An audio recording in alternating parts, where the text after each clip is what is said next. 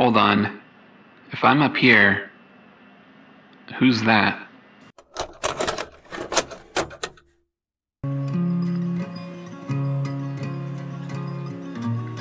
Somewhere between the waking world and lucid dreaming exists the phenomenon of astral projection. I don't claim to fully understand it, but after my own exploration, I have at least experienced it on multiple occasions and can share my thoughts and technique. The first technique for inducing the astral state is as follows. Begin by lying in bed like you are going to sleep. Some find it easier when lying on their backs, which is also sometimes attributed to the increased ability to lucid dream. You are also aiming for a specific and delicate degree of wakefulness. It helps if your body is already rested well enough to not just enter a state of deep slumber at the first opportunity. The goal here is for the body to sleep, but the mind to stay awake and aware.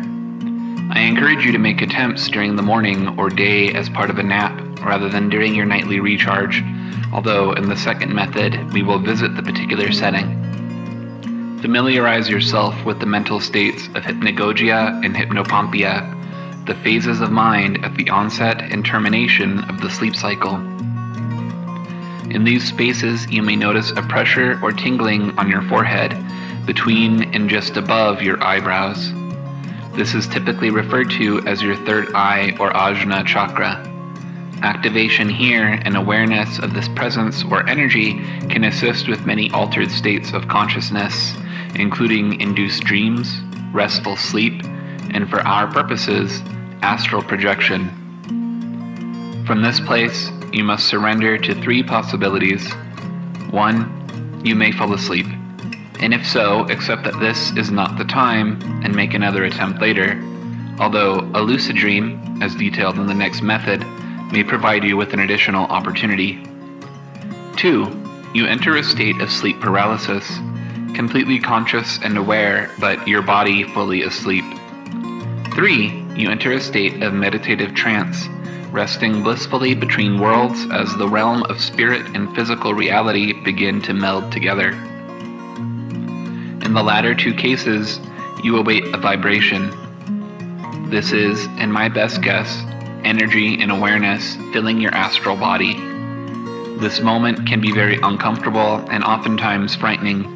It has been described as painful or like electricity coursing through you. I have many times pulled myself fully awake in fear at this point, and you may find yourself doing the same. But when you are ready to push beyond and experience the astral plane, only one step remains. Sit up, roll out, pull yourself upward, intend movement, and watch in bewilderment as your physical body does not respond, but rather a facsimile of pure energy separates from the carnal shape. If all has gone well, you are now fully conscious and have assumed your astral form, where the pillar of chakra and interconnected meridians support your body rather than your spine and musculature. The second method, with which I have experience, involves lucid dreaming.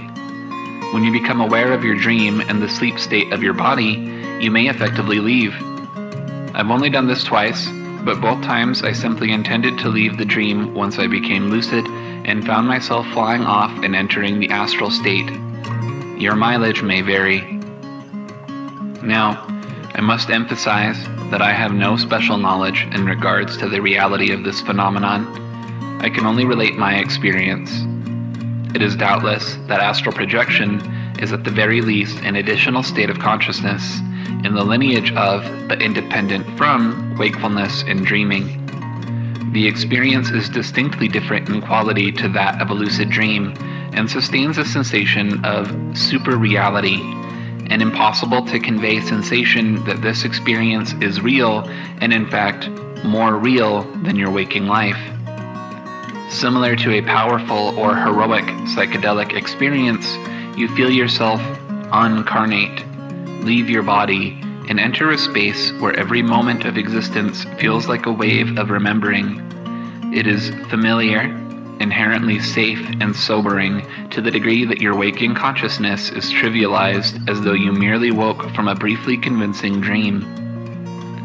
If you enter the astral realm with firm intentions, perhaps to explore or communicate with someone, you may quickly find your energy self disinterested in these trivial matters.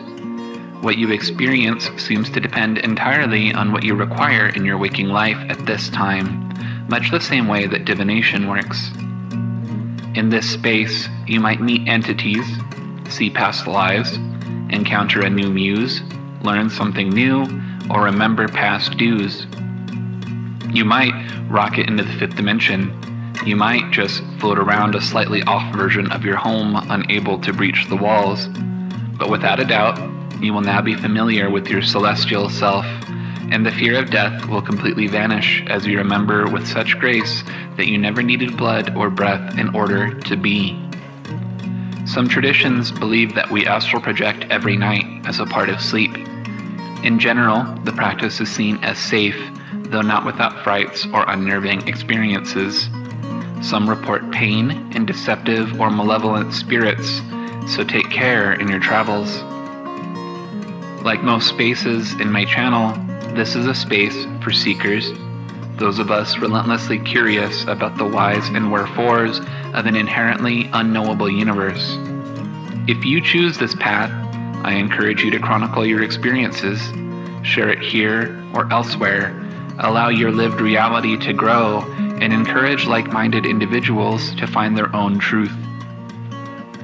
A brief list of my personal experiences include being stuck on the floor, unable to do much of anything, scaring my dog and hearing my physical body laugh about it behind me, being shown some incredible record in the stars I absolutely could not comprehend or read, and being shown my future in no uncertain terms, allowing me to realign with my goals and maintain my path.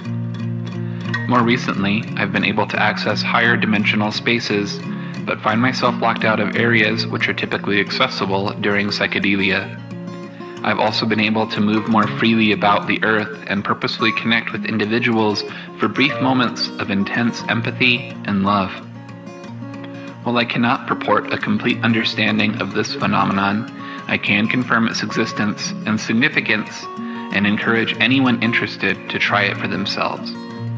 If you've been to these places before, please share your experiences in the comments.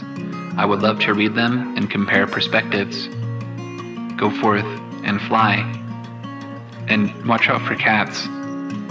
Seriously, there is a weird amount of cats. As long as I know the shape of my soul, I'll be alright. Thank you to my patrons and complete club members, Flem de la Fleming, Chris Curious, Martina Duran, Transcending Void, and Walking on Cats. I appreciate you, I love you, and I will see you next time.